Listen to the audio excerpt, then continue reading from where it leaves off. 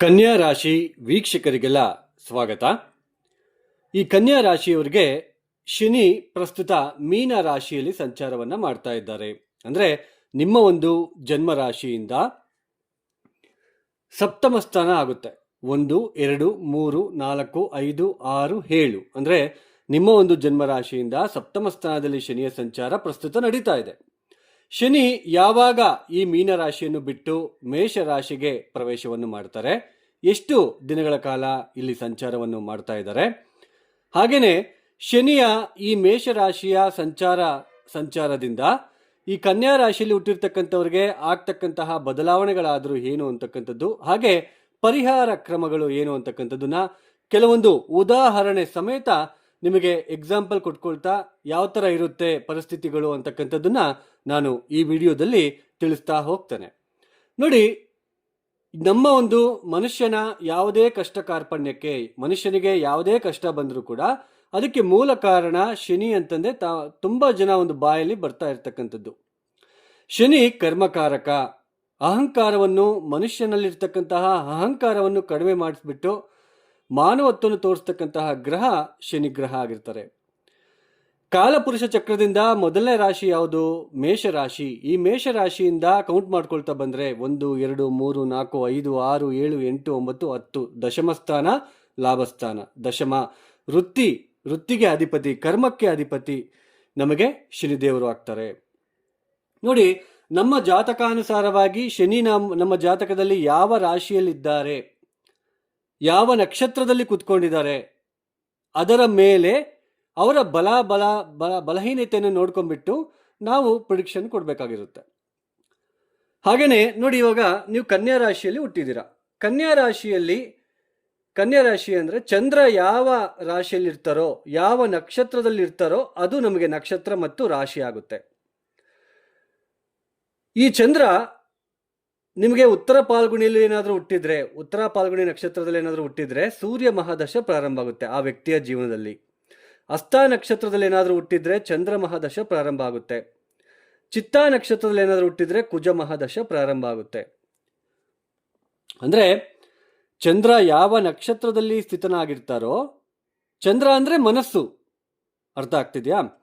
ಚಂದ್ರ ಅಂದ್ರೆ ಮನಸ್ಸು. ಚಂದ್ರ ಯಾವ ನಕ್ಷತ್ರದಲ್ಲಿ ಸ್ಥಿತನಾಗಿರ್ತಾರೋ ಆ ಸಮಯಕ್ಕೆ, ನಿಮ್ಮ ಜನನವಾಗಿರ್ತಕ್ಕಂತಹ ಸಮಯದಲ್ಲಿ, ನೀವು ಹುಟ್ಟಿರ್ತೀರಲ್ವಾ, ಆ ಸಮಯದಲ್ಲಿ ಚಂದ್ರ ಯಾವ ನಕ್ಷತ್ರದಲ್ಲಿ ಸ್ಥಿತನಾಗಿರ್ತಾರೋ ಆ ನಕ್ಷತ್ರಾಧಿಪತಿ ಯಾರೋ ಅಲ್ಲಿಂದ ನಮಗೆ ದಶಾಭುಕ್ತಿಗಳು ಪ್ರಾರಂಭ ಆಗ್ತಾ ಹೋಗುತ್ತೆ. ಅದಕ್ಕೆ ನಮ್ಮ ಮನಸ್ಸು ಒಂದೊಂದು ದಶಾಭುಕ್ತಿ ಬಂದಾಗಲೆಲ್ಲ ತುಂಬಾ ಚಿಂತೆಗೆ ಒಳಗಾಗ್ತೀವಿ, ತೊಂದರೆಗೆ ಒಳಗಾಗ್ತೀವಿ, ಮನಸ್ಸು ತುಂಬಾನೇ ಎಮೋಷನಲ್ ಆಗ್ತಾರೆ ಕೆಲವರು. ಅದು ಡಿಪೆಂಡ್ಸ್ ಆನ್ ಆರೋಸ್ಕೋಪ್, ಜಾತಕ. ಎಲ್ಲರ ಮನಸ್ಸಲ್ಲಿ ಇಲ್ಲಿ ನಾನು ಒಂದು ವಿಷಯವನ್ನ ಹೇಳಲೇಬೇಕು. ಶನಿ ಅಂದ್ರೆ ಕಷ್ಟ, ಗುರು ಅಂದ್ರೆ ಸುಲಭ ಅಂತಕ್ಕಂಥದ್ದು ಎಲ್ಲರ ಮನಸ್ಸಲ್ಲಿ ಇರ್ತಕ್ಕಂಥದ್ದು. ಆದ್ರೆ ಶನಿ ಕೊಟ್ಟಷ್ಟು, ಶನಿ ನಮಗೆ ಈಸಿಯಾಗಿ, ಶನಿ ದೇವರನ್ನ ಬೇಕಾದ್ರೆ ಈಸಿಯಾಗಿ ಹೊಲಿಸ್ಕೋಬಹುದು. ಹಾಗೇನೆ ಶನಿ ಕೊಟ್ಟಷ್ಟು ಬೇರೆ ಯಾವ ಗ್ರಹನೂ ನಮಗೆ ಕೊಡೋದಿಲ್ಲ. Very wonderful planet and very good planet. ತುಂಬಾ ಉತ್ತಮವಾಗಿರ್ತಕ್ಕಂತಹ ಗ್ರಹ ಶನಿ ಗ್ರಹ. ಹಾಗೇನೆ ನಾನಿಲ್ಲಿ ಹೇಳ್ತಾ ಇದ್ದೆ ನಿಮಗೆ, ಚಂದ್ರ ಯಾವ ನಕ್ಷತ್ರದಲ್ಲಿ ಸ್ಥಿತರಾಗಿರ್ತಾರೋ ಆ ನಕ್ಷತ್ರ ಅಧಿಪತಿಯಿಂದ ನಮಗೆ ದಶಾಭುಕ್ತಿ ಒಂದೊಂದೇ ಪ್ರಾರಂಭ ಆಗ್ತಾ ಹೋಗುತ್ತೆ. ಈಗ ಉತ್ತರ ಫಲ್ಗುಣಿ ನಕ್ಷತ್ರದಲ್ಲಿ ಹುಟ್ಟಿದ್ರೆ ಸೂರ್ಯ ಮಹಾದಶ ಪ್ರಾರಂಭ ಆಗುತ್ತೆ. ಸೂರ್ಯ ಮಹಾದಶ ಆದ್ಮೇಲೆ ಚಂದ್ರ ಮಹಾದಶ 10 ವರ್ಷ. ಚಂದ್ರ ಮಹಾದಶ ಆದ್ಮೇಲೆ ಕುಜ ಮಹಾದಶ 7 ವರ್ಷ. ಕುಜ ಮಹಾದಶ ಆದ್ಮೇಲೆ ಮತ್ತೆ ನಮಗೆ ರಾಹು ದಶ ಬರುತ್ತೆ. ರಾಹು 18 ವರ್ಷ. ರಾಹು ಆದ್ಮೇಲೆ ಗುರು 16 ವರ್ಷ. ಅಂದ್ರೆ ಈ ತರ ಒಂದೊಂದೇ ದಶಾಭುಕ್ತಿ ಪ್ರಾರಂಭ ಆಗ್ತಾ ಹೋಗುತ್ತೆ. ನಮಗೆ ಈ ದಶಾಭುಕ್ತಿಗಳು ಅನುಕೂಲಕರವಾಗಿರ್ತವೆ ಅಂತ ಹೆಂಗೆ ಗೊತ್ತಾಗುತ್ತೆ? ರಾಶಿಯಿಂದ ಗೊತ್ತಾಗಲ್ಲ. ರಾಶಿ ಅಂದ್ರೆ ನಮಗೆ ಮನಸ್ಸು. ಆ ಮನಸ್ಸು ನಮಗೆ ಯಾಕೆ ಕೆಲವೊಂದ್ಸಲ ಉತ್ತಮವಾಗಿರೋದಿಲ್ಲ ಅಂದ್ರೆ ಆ ದಶಾಭುಕ್ತಿಗಳು ಅಲ್ಲಿಂದ ಸ್ಟಾರ್ಟ್ ಆಗುತ್ತೆ. ನೋಡಿ, ಚಂದ್ರ ಯಾವ ನಕ್ಷತ್ರದಲ್ಲಿ ಕುತ್ಕೊಂಡಿರ್ತಾರೋ ಆ ನಕ್ಷತ್ರಾಧಿಪತಿಯಿಂದ ನಮಗೆ ದಶಾಭುಕ್ತಿಗಳು ಒಂದೊಂದೇ ಪ್ರಾರಂಭ ಆಗ್ತಾ ಹೋಗುತ್ತೆ. ಅವಾಗ ನಮ್ಮ ಮನಸ್ಸು ಒಂದ್ ಸ್ವಲ್ಪ ಹೊತ್ತಿಗೆ ಅಂದ್ರೆ ಆ ದಶಾಭುಕ್ತಿಗಳು ಚೆನ್ನಾಗಿದ್ದಾಗ ನಾವು ಚೆನ್ನಾಗಿರ್ತೀವಿ, ಮನಸ್ಸು ಚೆನ್ನಾಗಿರುತ್ತೆ, ಚೆನ್ನಾಗಿ ದುಡಿಮೆ ಇರುತ್ತೆ, ಒಳ್ಳೆ ಪ್ರಶಾಂತವಾಗಿರ್ತೀವಿ. ಅದೇ ದಶಾಭುಕ್ತಿಗಳು ಚೆನ್ನಾಗಿಲ್ಲ ಅಂದ್ರೆ ಮನಸ್ಸು ಕೆಟ್ಟೋಗ್ಬಿಡುತ್ತೆ, ದುಡ್ಡು ಬರ್ತಾ ಇರೋದಿಲ್ಲ, ಮನಸ್ಸು ತುಂಬಾ ತೊಂದರೆಗೆ ಅನುಭವಿಸ್ತೀವಿ, ಮನಸ್ಸು ತುಂಬಾ ನೋವು ಪಡುತ್ತೆ. ನೋಡಿ, ನೀವು ಕನ್ಯಾ ರಾಶಿಯಲ್ಲಿ ಹುಟ್ಟಿದ್ದೀರಾ. ರಾಶಿ ಏನೋ ಕನ್ಯಾ ರಾಶಿ, ಮತ್ತೆ ನಿಮ್ಮ ನಕ್ಷತ್ರ ಏನೋ ಉತ್ತರ ಪಾಲ್ಗುಣಿನೋ ಅಥವಾ ಹಸ್ತನೋ ಚಿತ್ತನೋ ಯಾವುದೋ ಹುಟ್ಟಿರ್ತೀರಾ. ಬಟ್ ನಮಗೆ ಈ ಥರನೇ ಈ ಗ್ರಹಗಳ ದಶಾಭುಕ್ತಿನೇ ನಮಗೆ ಉತ್ತಮ ಆಗಿರುತ್ತೆ ಅಂತ ಹೆಂಗೆ ಗೊತ್ತಾಗುತ್ತೆ? ಲಗ್ನದಿಂದ. ಲಗ್ನ ತುಂಬ ಮುಖ್ಯ. ನಿಮಗೆ ಜನ್ಮರಾಶಿ ಏನೋ ಕನ್ಯಾ ರಾಶಿ, ಆದರೆ ಲಗ್ನ ಯಾವುದು? ಮೇಷ ಲಗ್ನನ, ವೃಷಭ ಲಗ್ನನ, ಮಿಥುನ ಲಗ್ನನ, ಕರ್ಕಾಟಕ ಲಗ್ನನ, ಸಿಂಹ ಲಗ್ನನ, ಕನ್ಯಾ ಲಗ್ನನ, ತುಲಾ ಲಗ್ನನ, ವೃಶ್ಚಿಕ ಲಗ್ನನ, ಧನಸ್ಸುನ ಅಥವಾ ಮಕರನ ಅಥವಾ ಕುಂಭನ ಅಥವಾ ಮೀನನ ಗೊತ್ತಾಗಬೇಕು. ಒಂದೊಂದು ಲಗ್ನಕ್ಕೆ ನೋಡಿ, ಮೇಷ ಲಗ್ನಕ್ಕೆ ಪಂಚಮಾಧಿಪತಿ ಯಾರು? 1 2 3 4 5. ಪಂಚಮಾಧಿಪತಿ ಯಾರು? ಸೂರ್ಯ. ಹಾಗೆ ನವಮಾಧಿಪತಿ 5 6 7 8 9 ಗುರು. ಹಾಗೆ ಲಗ್ನಾಧಿಪತಿ ಕುಜ. ಕುಜ, ಸೂರ್ಯ, ಗುರು ಏನು ದಶಾಭುಕ್ತಿಗಳು ಬಂದಾಗ ಆ ವ್ಯಕ್ತಿಯ ಜೀವನದಲ್ಲಿ ಆ ಒಂದು ದಶಾಭುಕ್ತಿಗಳು ಸ್ವಲ್ಪ ಯೋಗವನ್ನು ತಂದು ಕೊಡ್ತಾ ಹೋಗುತ್ತೆ. ಅದು ಹೇಗೆ ಗೊತ್ತಾಗುತ್ತೆ ನಮಗೆ? ಪ್ಲಾನೆಟ್ ಸ್ಟ್ರೆಂತ್, ಅಷ್ಟಕವರ್ಗ ಬಿಂದುಗಳು. ಇಲ್ಲಿ ನೋಡಿ, ಈಗ ಫಾರ್ ಎಕ್ಸಾಂಪಲ್ ಮೇಷಲಗ್ನದಲ್ಲಿ ಒಬ್ಬ ವ್ಯಕ್ತಿ ಹುಟ್ಟಿದ್ದೀರಾ, ನೀವು ಕನ್ಯಾ ರಾಶಿ ಮೇಷಲಗ್ನದಲ್ಲಿ ಏನಾದರೂ ಹುಟ್ಟಿದ್ದೀರಾ, ಸೂರ್ಯ ಏನಾದರೂ ಇಲ್ಲಿ ಪಂಚಮಾಧಿಪತಿ, ಪೂರ್ವ ಪುಣ್ಯ ಸ್ಥಾನಾಧಿಪತಿ. ಪಂಚಮ ಸ್ಥಾನ ಅಂದ್ರೆ ಏನು? ನಾವು ಯಾವ ಥರ ಬುದ್ಧಿವಂತಿಕೆಯಿಂದ ಕೆಲಸವನ್ನು ಮಾಡ್ತಾ ಇದ್ದೇವೆ, ಬುದ್ಧಿವಂತಿಕೆಯಿಂದ ಹಣವನ್ನು ಸಂಪಾದನೆ ಏನಾದರೂ ಮಾಡ್ತಾ ಇದ್ದೇವೆ. ನಾವು ಎಷ್ಟು ಬುದ್ಧಿವಂತಿಕೆ ಉಪಯೋಗಿಸ್ತೀವೋ ಅಷ್ಟು ಹಣ ಬರುತ್ತೆ. ದ್ವಿತೀಯ ಸ್ಥಾನ, 2ನೇ ಮನೆ. ಸೊ ಬುದ್ಧಿವಂತಿಕೆಯಿಂದ ನಾವು ಹಣವನ್ನು ಗಳಿಸ್ತಾ ಇದ್ದೀವ. ಕೆಲವರೆಲ್ಲ ಶೇರ್ ಮಾರ್ಕೆಟಲ್ಲಿ ಅಂದರೆ ಕೆಲಸಗಳನ್ನು ಮಾಡ್ಕೊಳ್ತಾನೂ ಕೂಡ ಶೇರ್ ಮಾರ್ಕೆಟಲ್ಲಿ ಬಂಡವಾಳ ಹಾಕಿ ಎಕ್ಸ್ಟ್ರಾ ಮನಿ ಅರ್ನ್ ಮಾಡ್ತಾ ಇರ್ತಾರೆ. ಅದನ್ನು ಬುದ್ಧಿವಂತಿಕೆ ಅಂತ ನಾವು ಕರಿತೀವಿ. ಹಾಗೆಯೇ ಎಕ್ಸ್ಟ್ರಾ ನಮಗೆ ಕ್ರಿಯೇಟಿವಿಟಿ ಏನಾದರೂ ಇದೆಯಾ, ಕ್ರಿಯೇಟಿವಿಟಿ ಥಾಟ್ಸ್ ಏನಾದರೂ ಇದೆಯಾ, ನಮ್ಮ ಸಂತಾನ ಯಾವ ಥರ ಇರುತ್ತೆ, ನಮ್ಮ ಸಂತಾನದಿಂದ ಸುಖವಾಗಿರ್ತೀವ. ಒಬ್ಬೊಬ್ಬರಿಗೆ ಸಂತಾನ ಆದ ತಕ್ಷಣ ಕಷ್ಟಗಳು ಪ್ರಾರಂಭ ಆಗ್ತಾ ಹೋಗುತ್ತೆ, ಬಿಕಾಸ್ ಆಫ್ ಪಂಚಮ ಸ್ಥಾನ. ತುಂಬ ಮುಖ್ಯ. ಆ ಥರ ಏನಾದರೂ ಇದೆಯಾ ಅಂತ ಗೊತ್ತಾಗುತ್ತೆ. ಹೇಗೆ ಗೊತ್ತಾಗುತ್ತೆ ಅಂದರೆ ಪಂಚಮ ಸ್ಥಾನ, ಪಂಚಮಾಧಿಪತಿ ಮುಖ್ಯ. ಸೊ ಈ ಥರ ಪಂಚಮ ಸ್ಥಾನದಲ್ಲಿ ಏನಾದರೂ, ಈಗ ಸೂರ್ಯ ಇದ್ದಾನೆ, ಮೇಷಲಗ್ನದಲ್ಲಿ ಹುಟ್ಟಿದ್ದೀರಾ, ನೀವು ಸೂರ್ಯ ಎಲ್ಲೇ ಇದ್ದಾರೆ ಅಂತ ಇಟ್ಕೊಳ್ಳೋಣ. ಮೇಲ್ನೋಟಕ್ಕೆ ಪಂಚಮಾಧಿಪತಿ ಪಂಚಮ ಸ್ಥಾನದಲ್ಲಿರೋದು ತುಂಬ ಉತ್ತಮ. ಆದರೆ ಅವರ ದಶಾಭುಕ್ತಿಯಲ್ಲಿ ದಶಾ ಬಂದಾಗ ಅವರು ಎಷ್ಟರ ಮಟ್ಟಿಗೆ ಫಲಿತಾಂಶ ಕೊಡ್ತಾರೆ ಅಂತಂದರೆ ಹೇಗೆ ಗೊತ್ತಾಗುತ್ತೆ? ಅಷ್ಟಕವರ್ಗ. ಇಲ್ಲಿ ಸೂರ್ಯ ಪಂಚಮಾಧಿಪತಿಯಾಗಿ ಪಂಚಮ ಸ್ಥಾನದಲ್ಲಿ ಇರೋದೇನೋ ಒಳ್ಳೆಯದು. ಅಷ್ಟಕವರ್ಗ ಬಿಂದುಗಳೇನಾದರೂ 0 1 2 ಕೊಟ್ಟಿದ್ರೆ ಸೂರ್ಯ ಬಲಹೀನ. ನಮಗೆ ಎಷ್ಟು ಫಲಿತಾಂಶ ಕೊಡಬೇಕೋ ಅಷ್ಟು ಫಲಿತಾಂಶ ಕೊಡಲಿಕ್ಕೆ ಆಗ್ತಾ ಇಲ್ಲ ಅಂತ ಅರ್ಥ. ಅಂದರೆ ಎಲ್ಲೋ ಒಂದು ಕಡೆ ಪೂರ್ವ ಪುಣ್ಯದಲ್ಲಿ ನಾವು ಪೂರ್ವ ಜನ್ಮದಲ್ಲಿ ಮಾಡಿರ್ತಕ್ಕಂತಹ ಕರ್ಮ ಇಲ್ಲಿ ಹತ್ರಕ್ಕೆ ಬಂದು, ನೋಡಿ ಕೆಲವರೆಲ್ಲ ಅಂತ ಹೇಳ್ತಾ ಇರ್ತಾರೆ, ಕೈಗೆ ಬಂದಿದ್ದ ತುತ್ತು ಬಾಯಿಗೆ ಬಂದಿಲ್ಲ ಅಂತ ಹೇಳ್ಬಿಟ್ಟು. ಅದೇ ತರಹನೇ ಪಂಚಮಾಧಿಪತಿ ಬಲಹೀನ ಆದಾಗ ಅದೇ ಅಷ್ಟಕವರ್ಗ ಬಿಂದುಗಳೇನಾದರೂ 4 5 6 ಕೊಟ್ಟಿದ್ರೆ, ಇಲ್ಲೇನಾದರೂ 4 5 6 ಕೊಟ್ಟು, ಗುರು ಕೂಡ ನವಮಾಧಿಪತಿ ಇದೇ ಕ್ಷೇತ್ರದಲ್ಲಿದ್ದು ಅವರು ಕೂಡ 4 5 6 ಬಿಂದುಗಳು ಕೊಟ್ಟಿದ್ರೆ ಪಬ್ಲಿಕ್ ಸೆಕ್ಟರ್ನಲ್ಲಿ ಒಳ್ಳೆ ಗೌರ್ಮೆಂಟ್ ಜಾಬಲ್ಲಿ ಇರ್ತಕ್ಕಂತಹ ಸಾಧ್ಯತೆ ಇರುತ್ತೆ. ಮುಖ್ಯ ನೋಡಿ, ಪಂಚಮ ಸ್ಥಾನ ತುಂಬ ಇಂಪಾರ್ಟೆಂಟ್. ಒಳ್ಳೆ ಸಂತಾನ ಕೂಡ ಆಗುತ್ತೆ. ಅಂದರೆ ನಮಗೆ ಈಗ ಮೇಷಲಗ್ನಕ್ಕೆ ಪಂಚಮಾಧಿಪತಿ, ನವಮಾಧಿಪತಿ, ಲಗ್ನಾಧಿಪತಿ ಒಳ್ಳೆ ಫಲಿತಾಂಶಗಳನ್ನು ಕೊಡ್ತಕ್ಕಂತಹ ಗ್ರಹಗಳು. ಅವರು ಎಷ್ಟರ ಮಟ್ಟಿಗೆ ನಮಗೆ ಫಲಿತಾಂಶ ಕೊಡ್ತಾರೆ ಅಂದರೆ ಹೆಂಗೆ ಗೊತ್ತಾಗುತ್ತೆ ಅಂದರೆ ಅಷ್ಟಕವರ್ಗ ಬಿಂದುಗಳು ತುಂಬ ಮುಖ್ಯ. ಈಗ ವೃಷಭ ಲಗ್ನಕ್ಕೆ ಚತುರ್ಥಾಧಿಪತಿ ಸೂರ್ಯ ಒಳ್ಳೆ ಫಲಿತಾಂಶ ಕೊಡ್ತಾರೆ, ಪಂಚಮಾಧಿಪತಿ ಬುಧ, ಹಾಗೆಯೇ ನವಮಾಧಿಪತಿ ದಶಮಾಧಿಪತಿ ಆಗಿರ್ತಕ್ಕಂತಹ ಶನಿ ಶಿವ ಫಲಿತಾಂಶಗಳನ್ನು ಕೊಡ್ತಾರೆ. ಈಗ ಮೇಷಲಗ್ನಕ್ಕೆ ಶನಿ ಅಷ್ಟೊಂದು ಫಲಿತಾಂಶ ಕೊಡಲ್ಲ, ಬಟ್ ಇಲ್ಲಿ ದಶಮ ಸ್ಥಾನದಲ್ಲಿ ಏನಾದರೂ ಇದ್ದರೆ ಶನಿ ಕೂಡ ಕೊಡ್ತಾರೆ ಇವರಿಗೆ. ಮೇಷಲಗ್ನಕ್ಕೆ ನೋಡಿ, ತುಂಬ ಅರ್ಥ ಮಾಡ್ಕೋಬೇಕಾಗುತ್ತೆ. ನಾನು ಇದನ್ನೆಲ್ಲ ಯಾಕೆ ಹೇಳ್ತಿದ್ದೀನಿ ಅಂದರೆ ಪ್ರತಿ ಕಷ್ಟಕ್ಕೂ ಶನಿನೇ ಹೊಣೆ ಅಂತ ಹೇಳ್ತಾ ಇದ್ದಾರೆ. ಅದಕ್ಕೋಸ್ಕರ ಅದು ಅಲ್ಲ ಅಂತ ನಿಮಗೆ ತೋರಿಸ್ಲಿಕ್ಕೇನೆ ಇಷ್ಟೆಲ್ಲ ಎಕ್ಸಾಂಪಲ್ನ ನಾನು ನಿಮಗೆ ಕೊಡ್ತಾ ಇದ್ದೇನೆ. ವೃಷಭ ಲಗ್ನದಲ್ಲಿ ಏನಾದರೂ ಹುಟ್ಟಿ ಪಂಚಮಾಧಿಪತಿ ಬುಧ ಏನಾದರೂ ಪಂಚಮ ಸ್ಥಾನದಲ್ಲಿದ್ದರೆ, ಒಳ್ಳೆ ಬುಧ ಅಂದ್ರೆ ಏನು? ಚಾರ್ಟರ್ಡ್ ಅಕೌಂಟು, ಗಣಿತ, ಮ್ಯಾಥಮೆಟಿಕ್ಸಲ್ಲಿ ಐಫೈ ನಾಲೆಡ್ಜ್ ಇರ್ತಕ್ಕಂಥದ್ದು. ಹಾಗೆಯೇ ಬ್ಯಾಂಕಿಂಗ್ ಸೆಕ್ಟರ್ನಲ್ಲಿ ಕೆಲಸ ಮಾಡಬೇಕು ಅಂದ್ರೂ ಬುಧ ತುಂಬ ಇಂಪಾರ್ಟೆಂಟು. ಹಾಗೆ ಮುಖ್ಯವಾಗಿ ಶೇರ್ ಮಾರ್ಕೆಟ್, ಬುಧ ಅಂದರೆ ಶೇರ್ ಮಾರ್ಕೆಟ್, ಇಂಟೆಲೆಕ್ಚುಯಲ್ ಕ್ರಿಯೇಟಿವಿಟಿ ಬಂದ್ಬಿಡುತ್ತೆ. ಈ ಥರ ಶೇರ್ ಮಾರ್ಕೆಟಲ್ಲಿ ಹಣ ಹೂಡಿಕೆ ಮಾಡಿದ್ರೆ ಒಳ್ಳೆ ದುಡ್ಡು ಬರುತ್ತೆ, ಒಳ್ಳೆ ಲಾಭ ಬರುತ್ತೆ. ಬುದ್ಧಿವಂತಿಕೆಯಿಂದ ಲಾಭಸ್ಥಾನ, ವೃಷಭ ಲಗ್ನದಿಂದ ಲಾಭಸ್ಥಾನ ಯಾವುದು? ಮೀನ ಆಗುತ್ತೆ. ಬುದ್ಧಿವಂತಿಕೆಯನ್ನು ಉಪಯೋಗಿಸ್ಕೊಂಡ್ಬಿಟ್ಟು ಲಾಭ ಮಾಡ್ಕೊಳ್ತಕ್ಕಂಥದ್ದು ವೆಲ್ತ್. ದ್ವಿತೀಯಾಧಿಪತಿನೂ ಕೂಡ ಬುಧ ಆಗ್ತಾರೆ ವೃಷಭ ಲಗ್ನಕ್ಕೆ, ಅರ್ಥ ಮಾಡ್ಕೋಬೇಕು. ಈಗ ತುಂಬ ಜನ ಇಲ್ಲೊಂದು ನಿಮಗೆ ಎಕ್ಸಾಂಪಲ್ ಸಮೇತ ಒಂದು ಹೇಳಬೇಕಾಗಿರೋ ಪರಿಸ್ಥಿತಿ. ತುಂಬ ಜನ ಫೋನ್ ಮಾಡಿಬಿಟ್ಟು ನಮಗೆ ನಮಗೆ ಹಣ ಬರಲಿಕ್ಕೆ ಏನಾದರೂ ಮಂತ್ರ ಇದೆಯಾ, ಸಾಲ ಬಾಧೆ ತೀರೋದಕ್ಕೆ ಏನಾದರೂ ಮಂತ್ರ ಇದೆಯಾ ಅಂತ ಕೇಳ್ತಾ ಇರ್ತಾರೆ. ಕೆಲವು ಯೂಟ್ಯೂಬ್ ಚಾನಲ್ ನೀವು ನೋಡ್ತಾ ಇರ್ತೀರ. ಆ ಥರ ಮಂತ್ರಗಳಿದ್ದಿದ್ರೆ ನಾವೇ ಜ್ಯೋತಿಷಿಗಳು ಹೇಳ್ಕೊಂಡು ಆರಾಮಾಗಿ ಹಣ ಸಂಪಾದನೆ ಮಾಡಿ ಆರಾಮಾಗಿ ಇರ್ತಾ ಇದ್ವಿ. ಯಾಕೆ ಇದೆಲ್ಲ ಬೋರ್ಡ್ ಬೇಕಾಗಿತ್ತು? ನೋಡಿ, ಆ ಥರ ಬರೋದಿಲ್ಲ, ಅದು ಫೇಕ್, ನಂಬಬೇಡಿ. ವೃಷಭ ಲಗ್ನಕ್ಕೆ ದ್ವಿತೀಯಾಧಿಪತಿ ಯಾರು? ಬುಧ. ಪಂಚಮಾಧಿಪತಿ ಯಾರು? ಬುಧ.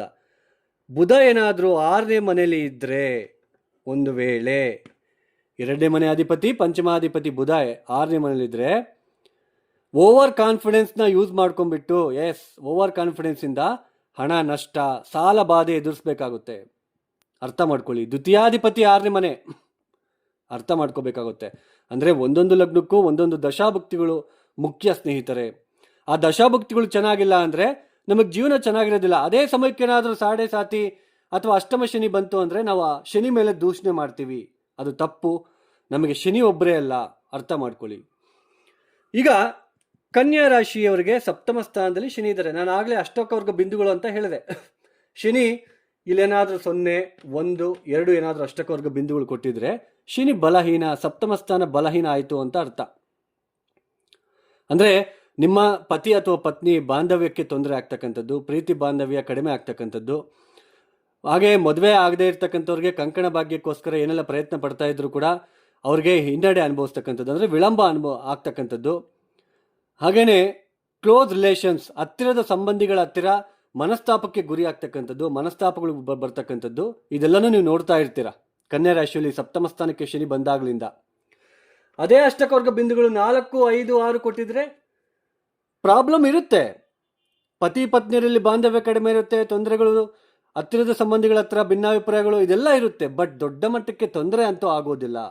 ಚೆನ್ನಾಗಿ ಅರ್ಥ ಮಾಡ್ಕೊಳ್ಳಿ. ಪಾರ್ಟ್ನರ್ಶಿಪ್ ಬಿಸ್ನೆಸ್, ಇಬ್ಬರು ಅಂದರೆ ಗಂಡ ಹೆಂಡತಿ ಸೇರೋ ಅಥವಾ ಯಾರಾದರೂ ಫ್ರೆಂಡ್ಸ್ ಸೇರೋ ವ್ಯಾಪಾರ ಮಾಡ್ತಾ ಇರ್ತಾರೆ. ಆ ಥರ ವ್ಯಾಪಾರಕ್ಕೆ ಶನಿ ತೊಂದರೆ ಮಾಡ್ತಾನೆ ಅಂತ ಅರ್ಥ ಮಾಡ್ಕೊಳ್ಳಿ. ಪ್ರತಿ ಕೆಲಸದಲ್ಲೂ ವಿಳಂಬ ಮಾಡ್ತಾನೆ ಅಂತ ಅರ್ಥ.